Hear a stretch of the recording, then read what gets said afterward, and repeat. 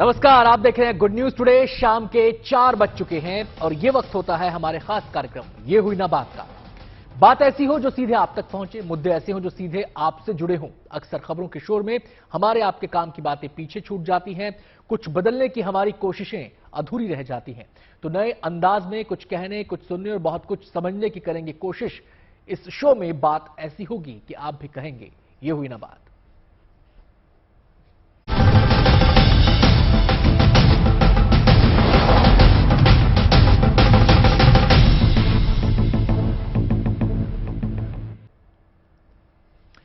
तो कार्यक्रम में आज बात होगी सूर्य ग्रहण की।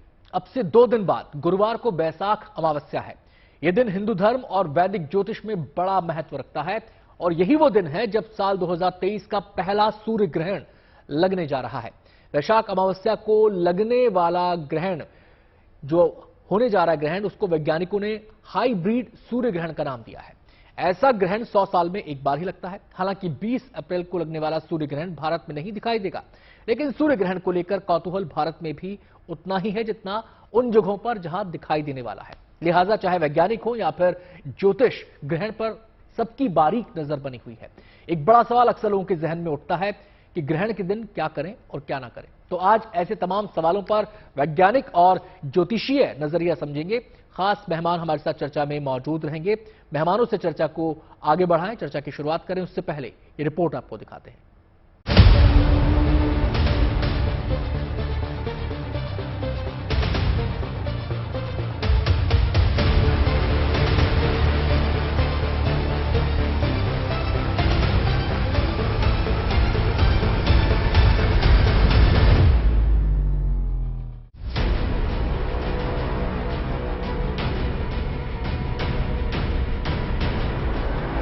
बस एक दिन बचा है जब आसमान में एक सुंदर कुदरती नजारा देखने को मिलेगा।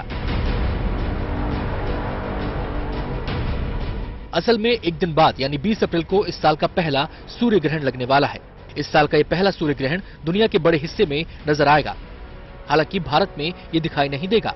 जब जब सूर्य ग्रहण लगता है तो उससे जुड़ी तैयारी और उसका विश्लेषण भी शुरू हो जाता है, क्योंकि कुदरत का करिश्मा आदिकाल से लोगों के बीच कौतूहल का विषय रहा है।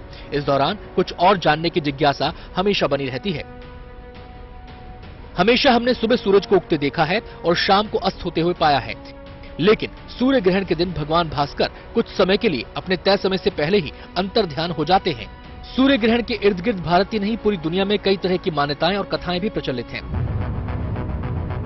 वक्त बदला और बदलते वक्त के साथ लोगों की सोच भी बदली, मगर आज भी जब जब ग्रहण लगता है इसे लेकर लोगों के मन में तमाम तरह के सवाल उठते हैं। इनमें कुछ का आधार वैज्ञानिक है तो कुछ आस्था और धर्म की जमीन से जुड़े होते हैं। शास्त्रों में बताया गया है कि सूर्य ग्रहण के दौरान कुछ भी नहीं खाना चाहिए। इसके अलावा और भी कई नियम सूर्य ग्रहण को लेकर प्रचलित हैं। ऐसे में सबसे बड़ा सवाल तो ये है कि ग्रहण के दौरान क्या करें और क्या ना करें। देखिए, सामान्यतः ग्रहण पर मंदिरों के कपाट बंद हो जाते हैं, प्राण प्रतिष्ठित मूर्तियों की पूजा नहीं होती है और आहार ग्रहण करना, भोजन ग्रहण करना, सोना मना होता है। लेकिन जो 20 अप्रैल का सूर्य ग्रहण है वो भारत में दर्शनीय नहीं है, भारत में दिखाई नहीं देगा। इसलिए भारत में सूतक के कोई भी नियम लागू नहीं होंगे, किसी तरह की मनाही नहीं है। आप जो खाना चाहें खाइए, सोना चाहें सोइए, आप जिसकी पूजा करना चाहें करें, उसमें कोई हर्ज नहीं है। सूर्य ग्रहण पर तीर्थ पुरोहितों से लेकर ज्योतिषियों की बारीक नजर रहती है, क्योंकि ग्रहण के खत्म होने के बाद उन्हें नए सिरे से मंदिरों की साफ सफाई करनी पड़ती है। इसी तरह ज्योतिषाचार्य अपनी गणना के गणित से भविष्य को टटोलने की कोशिश करते हैं। लिहाजा ग्रहण के आते ही उसके टाइम टेबल को लेकर चर्चा शुरू हो जाती है। देखिए, सामान्यतः ग्रहण वाले दिन अगर ग्रहण दिखे तो टाइम टेबल बिल्कुल अलग होता है, उसमें नियमों पर बहुत ध्यान देना होता है। लेकिन अगर हम इस बार के ग्रहण की बात करें तो सुबह उठ जाइए, 7:04 से ग्रहण शुरू हो रहा है दुनिया में। तो आप सुबह उठ के सूर्य को कम से कम जल चढ़ा दीजिए और प्रातः 7:04 से दोपहर 12:29 तक ग्रहण काल है। इस समय में आप मंत्र जप कर लें, आप ध्यान कर लें, थोड़ी सी पूजा उपासना कर लें और जब ग्रहण समाप्त हो जाए तो किसी निर्धन व्यक्ति को खाने पीने की वस्तुओं का दान कर दें और बाकी जीवनचर्या जैसी चल रही है चलने दें। इतना ही नहीं, ग्रहण के दौरान मंदिरों के साथ हम इंसानों का विधि विधान भी कुछ घंटों के लिए पूरी तरह बदल जाता है। साथ ही खाने पीने से जुड़ी सावधानियां बरतने की सलाह भी दी जाती है। देखिए, ग्रहण काल के दौरान खाने पीने की जो सावधानियां हैं, जो नियम हैं कि भोजन ग्रहण नहीं करना चाहिए या जब तक बहुत जरूरी ना हो जल ग्रहण नहीं करना चाहिए, ये सब सावधानियां तब लागू होती हैं जब ग्रहण किसी स्थान पर दिखाई देता है, तब ग्रहण का प्रभाव भी ज्यादा होता है और तब ग्रहण के नियम माने जाते हैं। लेकिन अगर ग्रहण दिख ही नहीं रहा है तो आप जो चाहिए बनाइए, जो चाहिए खाइए और जब चाहिए खाइए, उसके लिए किसी नियम की जरूरत आपको नहीं।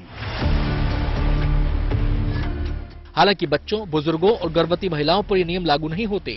ऐसे में ग्रहण के दौरान बने हुए खाने में तुलसी का पत्ता रखने की सलाह दी जाती है ताकि भोजन दूषित न हो। देखिए, ग्रहण के दौरान ऐसा माना जाता है कि कुछ ऐसी तरंगें पैदा होती हैं, कुछ ऐसी रश्मियां पैदा होती हैं जो आपके शरीर पर, आपके मन पर, आपके भोजन पर असर डाल सकती हैं। इसलिए कहा जाता है कि अगर ग्रहण दिखाई दे रहा हो तो आप खाना उस समय में मत बनाइए और अगर पहले से बना हुआ खाना है तो उसमें तुलसी के पत्ते डाल दें, क्योंकि तुलसी के पत्ते के अंदर पारा होता है और वो रेडियो एक्टिविटी को, नकारात्मक चीजों को रोक सकता है। ग्रहण हमेशा से इंसान को अचंभित करता रहा है। इतना ही नहीं, आज जब हम ग्रहण के वैज्ञानिक कारण जानते हैं, तब भी ग्रहण से जुड़ी प्राचीन कहानियां, धार्मिक मान्यताएं बरकरार हैं। Bureau report, good news today.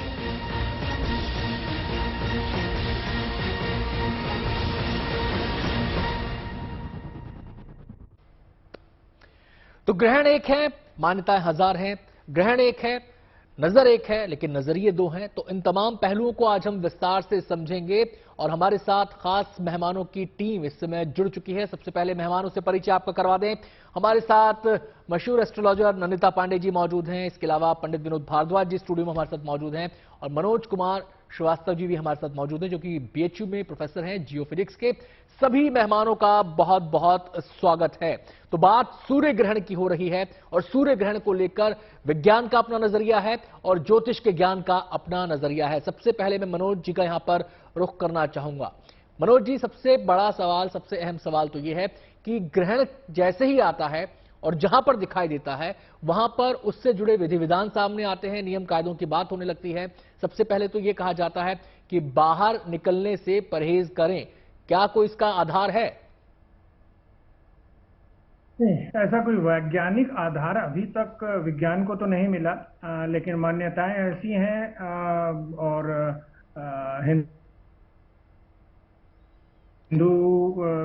जो पुराने ग्रंथ हैं उसमें इस तरीके की चीजें लिखी गई हैं, इसलिए अभी तक ये प्रचलन में रहा है। लेकिन वैज्ञानिक आधार आपकी अभी तक की जानकारी में अभी तक नहीं मिल पाया। जी, एक और बात कही जाती है ग्रहण के दौरान, जो हमारे जो जितने शास्त्रों से जुड़े लोग हैं, ज्योतिषाचार्य हैं, वो कहते हैं कि खान पान में परहेज करना चाहिए, खान पान से जुड़े टाइम टेबल को फॉलो करना चाहिए। ग्रहण से 2 घंटे पहले कुछ खा लें और ग्रहण के दौरान कुछ ना खाएं और फिर जैसे ही ग्रहण खत्म हो उसके बाद फिर फ्रेश खाना पकाएं। तो इसको लेकर इसके पीछे कोई वैज्ञानिक इसका रीजन है? क्योंकि ये भी कहा जाता है कि जो सूर्य है वो एक नेचुरल जो तरीके से अपने किरणों के माध्यम से जो सूक्ष्म जीवी होते हैं उनको खाने में जाने से रोकते हैं, पानी में जाने से रोकते हैं। तो सूर्य का प्रभाव जब कम होता है तो इस वजह से ये मान्यता है। आपका क्या कहना है इस पर? मैं फिर से बोल रहा हूँ, इसके ऊपर मान्यताएं जरूर हैं, हम मानते हैं, हम भी मतलब अपने पड़ोस में और हर जगह देखते हैं कि इस चीज की मान्यता चलती है। हमारे परिवार में भी इस तरीके से चलता है। लेकिन फिर से मैं यही कहना चाहूंगा कि इसका कोई वैज्ञानिक आधार अभी तक ज्ञात नहीं है। इसमें जो जो परिवर्तन आते हैं वो आते हैं आकाश के कुछ केमिस्ट्री।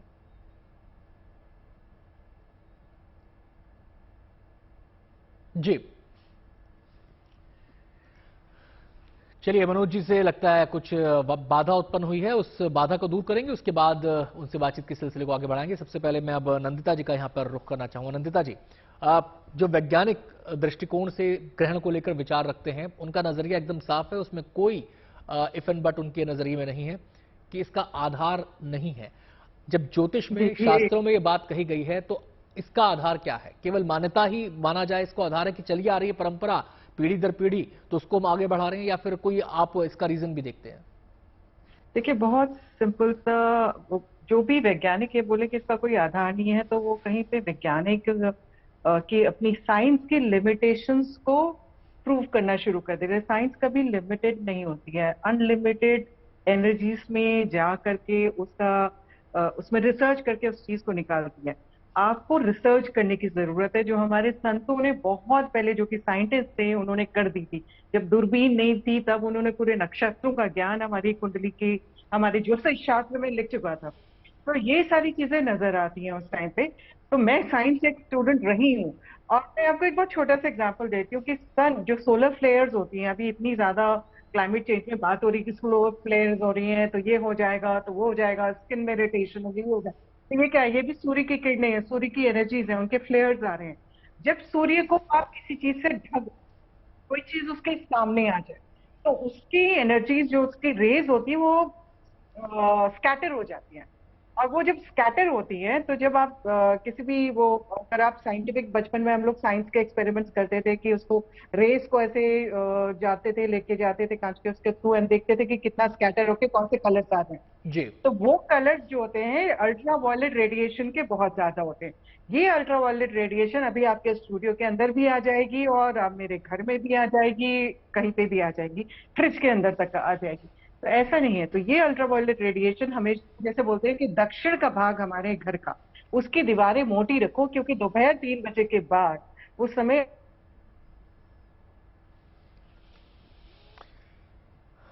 चलिए नंदिता जी, आपकी बात हम विस्तार से और जानेंगे। लगता है कुछ बाधा आई है, तो नंदिता जी से भी हमारा संपर्क टूट गया है। हम सीधे अब रुख करते हैं विनोद जी का। विनोद जी, अब बात हो रही है मान्यताओं को लेकर, और मान्यताएं तमाम तरह की है। पूजा वर्जित है, मंदिर में जाना वर्जित है, मंदिर के कपाट बंद हो जाते हैं, मूर्तियों को छूना वर्जित है, उसके बाद फिर पूरा विधि विधान है जहां पर सूर्य ग्रहण दिखाई देता है। तो हम यही जानने समझने की कोशिश कर रहे हैं कि जो ज्योतिषाचार्य ये बात कहते हैं, ये केवल मान्यताओं के आधार पर कही जा रही है, ट्रांसफर हो रही है एक समय से दूसरे समय में, या फिर इसके पीछे एक पूरा का पूरा साइंस है, इसका कोई आधार है? देखिए, एक चीज नोट करिए अनंत जी, क्योंकि वास्तव में सूर्य की स्थिति जो होती है, सूर्या सौर्य मथेंद उच्च पदबिंब, सूर्य सौर्य का प्रतीक है, आत्मकारक होता है, ज्योतिष में पितृकारक माना जाता है। और जब सूर्य पे एक तरह से ग्रहण लगता है, तो ग्रहण का मतलब अंधकार, अंधकार का मतलब भय, तमाम प्रकार की नकारात्मक ऊर्जा का प्रवाह हो जाता है। उससे हमारा मन, मस्तिष्क और कार्य अव्यवस्थित हो जाते हैं। देखिए, यहां पे मैं एक ही बात आपको जानकारी देना चाहता हूं कि जब जब सूर्य ग्रहण हुआ है, आपको डेटा एकत्र करने की आवश्यकता है। जितने भी वैज्ञानिक हैं, इस पे डेटा जब ले आएंगे तो वो चीज अपने आप सामने आ जाएगी, क्योंकि विज्ञान डेटा पे आधारित है। आप जब डेटा जो है एकत्र नहीं करेंगे, केवल एक सिरे से खारिज कर देना, नहीं जी, ऐसा हो ही नहीं सकता। देखिए, सूर्य का प्रकाश निश्चित रूप से जीवन देने वाला है, और वह निश्चित रूप से जड़, चेतर, अस्थावर, जंगम सबको जीवन देता है।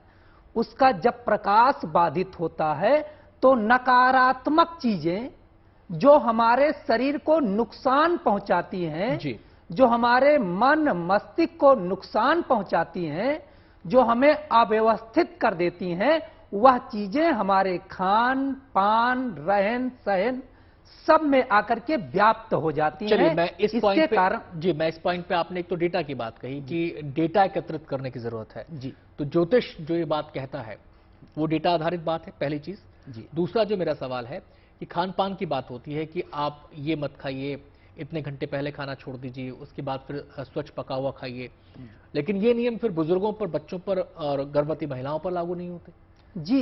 इसके लिए इसका क्या रीजन है? जी, इसका रीजन है, हमारे शास्त्रों में आया है, बाल वृद्ध रोगी जी इनके लिए निश्चित रूप से इसमें छूट दी गई है, क्योंकि औषधि जहन्वी तोयो वैद्यो नारायणो हरि, जो औषधि का सेवन कर रहे हैं पहले उनका अपना जीवन संरक्षित करने की आवश्यकता है। मान लीजिए कोई भी व्यक्ति बूढ़ा है और उसको भोजन की आवश्यकता है, तो वो अगर थोड़ा बीमार भी होगा लेकिन वो अगर भोजन नहीं पाएगा तो उन सब चीजों से जो नकारात्मक चीजें हैं उसका प्रभाव उसके ऊपर और ज्यादा हो जाएगा, उसके शरीर के ऑर्गन और खराब होना शुरू हो जाएंगे।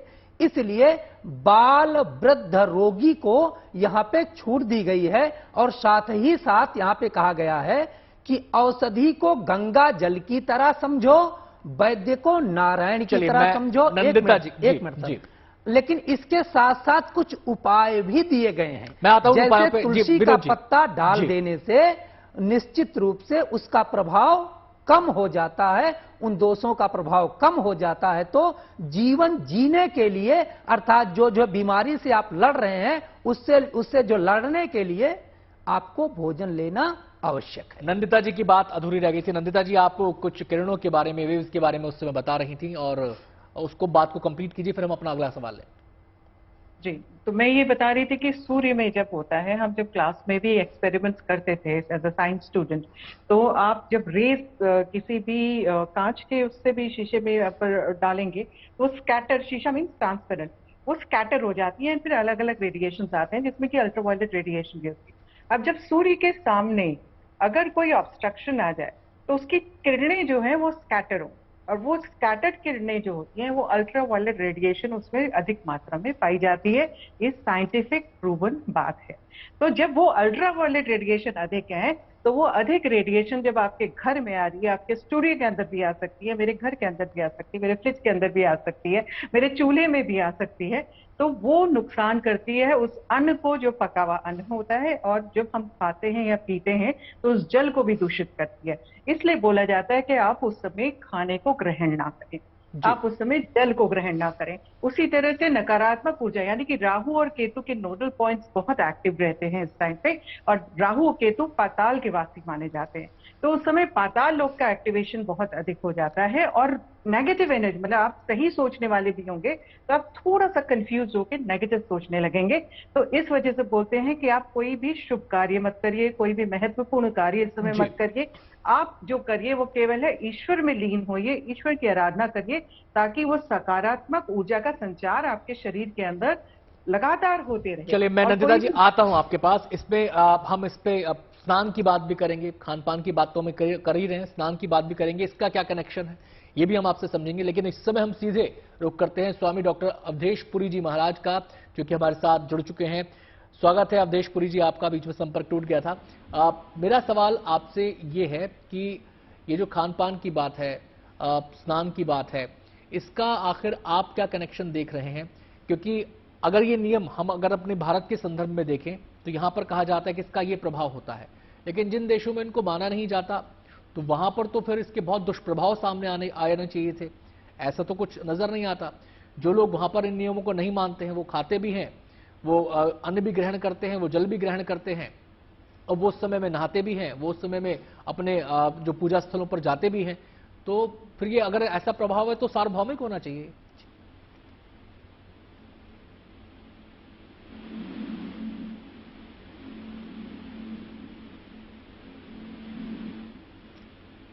अवधेश पुरी जी, आपकी आवाज हमें नहीं आ रही है, आपका कहीं ऑडियो म्यूट तो नहीं है?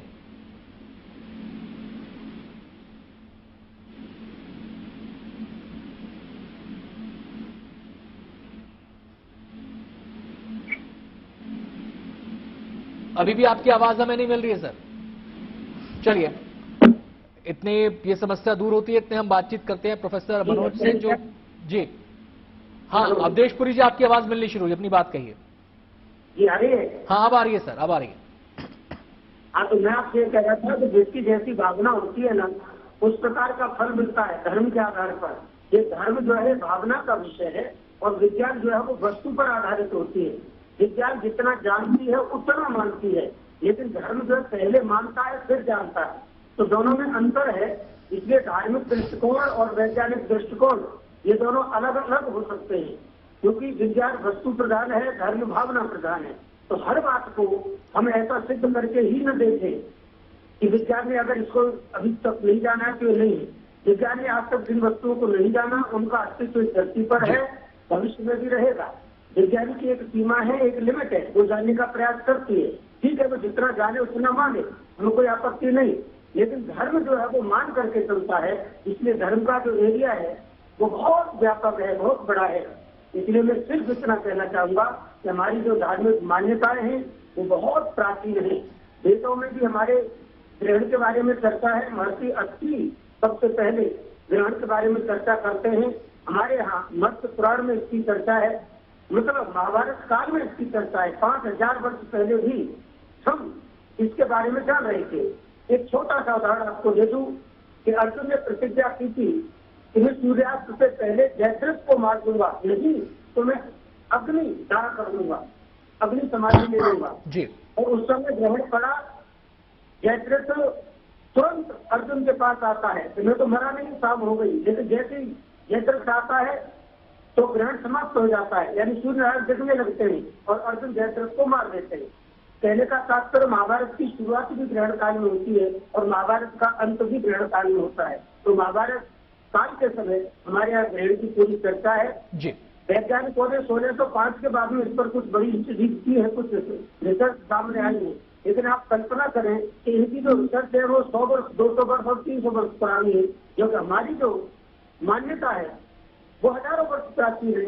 चलिए, मैं प्रतिक्रिया मनोज जी से इस पे ले लेता हूं। मनोज जी, जो हमारे बाकी गेस्ट हैं, जो धार्मिक मान्यताओं के आधार पर बात कह रहे हैं, जो नियम कायदे से जुड़ी बात कह रहे हैं, उन्होंने दो बातें यहां पर सामने रखी हैं। पहली बात तो ये कि आप उन चीजों को नहीं देख पा रहे, साइंस की कुछ लिमिटेशंस हैं, वो ये बात कह रहे हैं। दूसरी बात जो नंदिता जी ने कही कि रेडिएशंस निकलती हैं, उन रेडिएशंस को ध्यान में रखते हुए ये नियम कायदों की बात हुई है।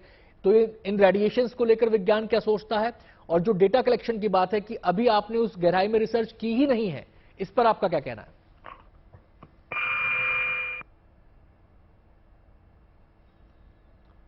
मनोज जी।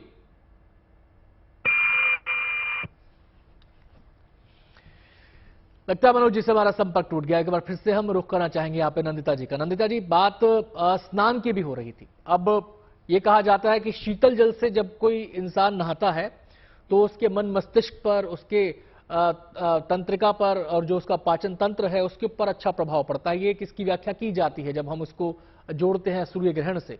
लेकिन शीतल जल तो हर रोज ही शीतल रहता है और शीतल जल का तो जो उपयोगिता है वो हर रोज ही वैसी रहेगी। तो ग्रहण के दौरान इस पर खास एम्फेसिस क्यों किया गया है?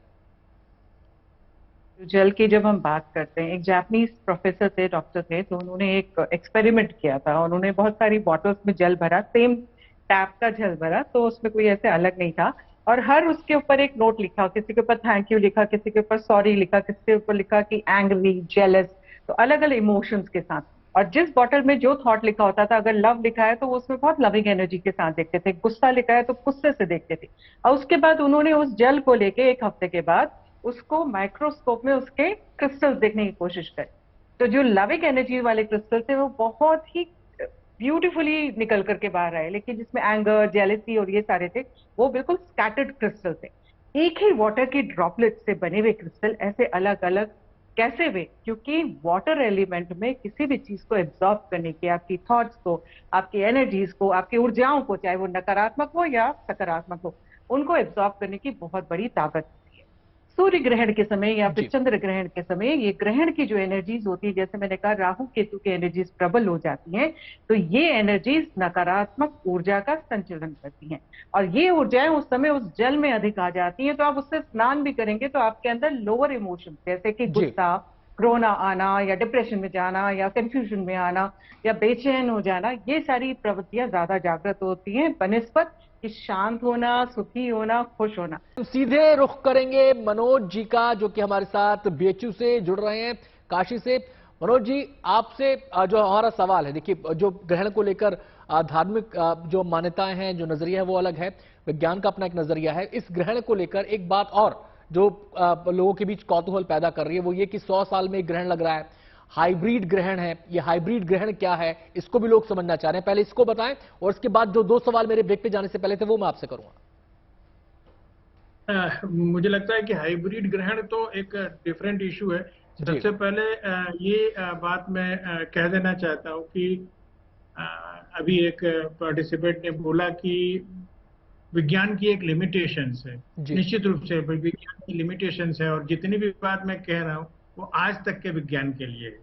इसके बाद के विज्ञान के लिए मुझे लगता है कि अभी विज्ञान को या तो सीखना होगा या फिर दूसरे विचारधाराओं को उससे विज्ञान के साथ मैच करना पड़ेगा। मैं फिर से इसीलिए कह रहा हूं क्योंकि जो वैज्ञानिक आधार है, वैज्ञानिक कारक हैं, वो हमें जो चीज दिखाई देता है उसी के ऊपर है। और जो उसमें अंतर दिखाई देता है किसी भी सूर्य ग्रहण के समय में, क्योंकि सूर्य ग्रहण अपने आप में, सूर्य एक अपने आप में पूरी ऊर्जा का स्रोत है। तो जब ग्रहण होता है तो वो ऊर्जा का स्रोत कहीं ना कहीं पर दबता है, और जब वो दबता है तो जो उसके कारण आसमान में या एटमॉस्फेयर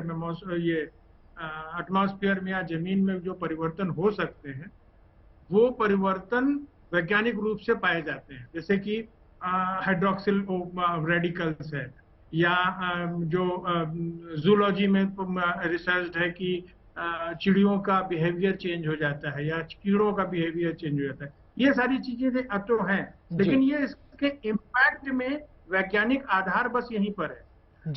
इसके बाद अगर हम इसमें भोजन से संबंध करना चाहें तो इंटरप्रिटेशंस करके हम इसे कुछ भी समझ सकते हैं कि अल्ट्रावायलेट रेडिएशन होगी तो वो जो छोटे कीड़े होते हैं जिसको कि माइक्रोब्स बोलते हैं हम लोग, माइक्रो ऑर्गेनिजम्स, वो उसकी लाइफ स्टाइल या लाइफ टाइम में कुछ डिफरेंस आ सकता है, उससे कुछ हो सकता है। लेकिन फिर भी अगर इसमें हम किसी एक आइडेंटिटी को इससे एक्सक्लूड कर रहे हैं तो जैसे कि आप ही लोगों ने, किसी ने बताया कि इसमें वृद्धों को और मरीजों को और गर्भवती महिलाओं को इससे एक्सक्लूड किया जाता है, तो वो एक्सक्लूजन अगर एक के ऊपर है तो ये दूसरे के ऊपर भी लागू होना चाहिए विज्ञान के हिसाब से। एक संक्षेप में मनोज जी ये और बता दें कि रेडिएशंस का जिक्र आया यहां पर कि ग्रहण के समय रेडिएशंस होती हैं, स्कैटर्ड हो जाती हैं, उनका दुष्प्रभाव हो सकता है, तो जो हो रहा है उसको तो विज्ञान तौलता ही अपने जरिए से, तो क्या ऐसी रेडिएशंस की बात आती है?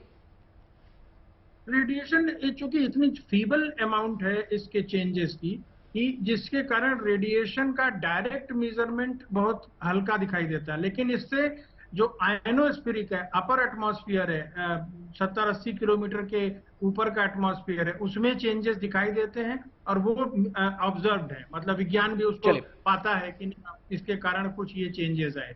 अल्ट्रावायलेट रेडिएशन के ऊपर डायरेक्ट वैल्यूज नहीं है, अल्ट्रावायलेट रेडिएशन के कारण होने वाले कुछ चीजें हैं, जैसे हाइड्रोक्सिल रेडिकल है, उसमें कुछ चेंजेस मिलते हैं, विशेष रूप से तब जब यह पूर्ण सूर्य ग्रहण होता है। चलिए मैं नंदिता जी का, मैं यहाँ पे नंदिता जी का रुख करना चाहूंगा। नंदिता जी, पूजा भी वर्जित बताई गई है, मंदिर में जाना वर्जित बताया गया है, मूर्ति को छूना वर्जित बताया गया है, अगर हम मान्यताओं की बात कर रहे हैं, लेकिन अगर हम इसको धार्मिक को देखें तो हमारे यहाँ तो ईश्वर सर्वोपरि है, तो वो कैसे प्रभावित हो सकता है? इसकी भी लोग व्याख्या जानना चाहते हैं कि ईश्वर कैसे प्रभावित हो सकता है। जी बिल्कुल, देखिए ना, ये जो हमारे पूर्वजों ने ये सिस्टम बनाया और उसको एक रिचुअल की तरह कर दिया, उसके पीछे भी साइंटिफिक कारण रहे हैं। मंदिर है, गर्भगृह है, उसको बंद कर देते हैं। अगर बंद नहीं करेंगे, जिस समय ग्रहण पड़ता है, आपकी एक नॉर्मल एवरेज पीसफुल लाइफ में कहीं पे थोड़ा सा डिस्टर्बेंस होती है और नकारात्मक ऊर्जाओं का प्रभाव बहुत ज्यादा होता है, तो आपका मन विचलित रहता है। जब हमारा मन बहुत ज्यादा विचलित होता है, डिप्रेस, तो हम क्या करते हैं, हम ईश्वर के पास जाने की कोशिश करते हैं। तो लोगों में अमूमन ये एक प्रवृत्ति रहेगी कि चलो जाके मंदिर दर्शन करें। आप मंदिर दर्शन करने जाएंगे तो आपके घर के अंदर तो बना नहीं है, आप जाएंगे सड़क में जाएंगे, बाहर जाएंगे तो रेडिएशन आपको होंगी, आप ग्रहण में हो सकता है नग्न अवस्था में सूर्य को देख लें या कुछ कर लें। इसलिए मंदिरों के किवाड़ जो है पट बंद कर दिए जाते हैं, ताकि मैं एक बहुत साइंटिफिक इसका नंदिता जी, समय की कमी है और मुझे विनोद जी को इन्वॉल्व करना पड़ेगा। आप इंटरेस्टिंग बात बता रही हैं, लेकिन मुझे विनोद जी की एक प्रतिक्रिया यहाँ पे लेनी पड़ेगी। जब तक की बात है, ग्रहण के दौरान स्नान ध्यान की बात है, दान की बात है, जी। तो स्नान को तो हमने समझा, अब ये दान और ध्यान, इसका क्या महत्व है, ये कैसे इसके लिए इसको क्यों इंपॉर्टेंट माना गया? जी, निश्चित रूप से इसको इम्पोर्टेंट इसलिए माना गया है क्योंकि अगर हम किसी कार्य से निवृत्ति पाते हैं, जैसे बीमार कोई व्यक्ति है, मान के चलिए बीमार है, बीमारी से अगर जो निवृत्ति होती है तो उसके लिए कुछ यज्ञ, यजन, दान, पूजा पाठ करके हम ऐसा मानते हैं, क्योंकि इसका एक प्रोसेस है। इसका एक प्रोसेस यह है, यज्ञ क्या है, यज्ञ हवन क्या है, वो जो प्रकृति का शोधन करता है। उसी प्रकार से दान का भी महात्म है। दान जो है हमारी इंद्रियों को पूर्णता की ओर लेकर के जाता है। तो जो यह सूर्य ग्रहण का एक तरह से टाइम रहा है, जो हम नकारात्मकता में आए हैं, उस नकारात्मकता से निकलने के लिए जब हम जो किसी को दान करते हैं, अच्छे व्यक्ति को दान करते हैं, तो वह हमारे लिए शुभ वचन बोलता है, अच्छे वचन बोलता है, क्योंकि वाणी एक ऐसी स्थिति है जो किसी भी व्यक्ति के जीवन में ऊर्जा प्रदान करा देती है।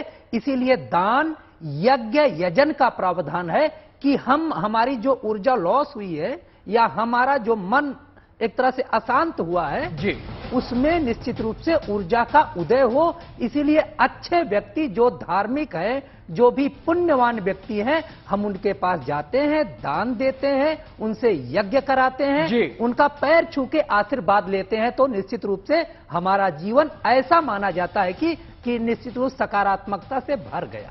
बहुत बहुत शुक्रिया विनोद जी आपका, नंदिता जी आपका भी बहुत बहुत शुक्रिया, मनोज जी आपका भी बहुत बहुत शुक्रिया हमारे साथ इस चर्चा में शामिल होने के लिए, और अवधेश पुरी जी का भी हम यहाँ पे शुक्रिया अदा करेंगे जो हमारे साथ शुरुआत में इस चर्चा से जुड़े रहे।